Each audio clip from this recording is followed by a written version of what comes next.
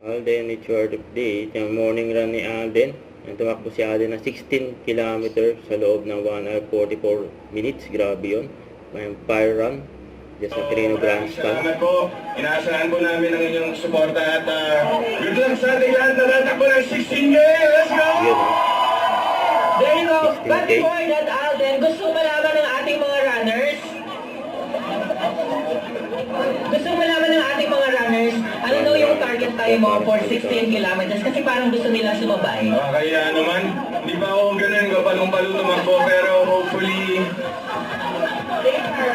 siguro less than 2 hours definitely. Guys, you heard it. Less than 2 hours. Kung gusto nyo sumabay kay Alden, sabayan nyo siya mamaya. By the way, wait lang. So they have a target, parang they have a personal best that they want to target today.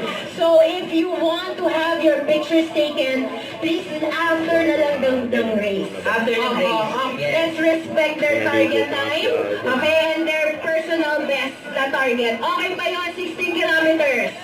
Ayan, nagising kayo, di ba?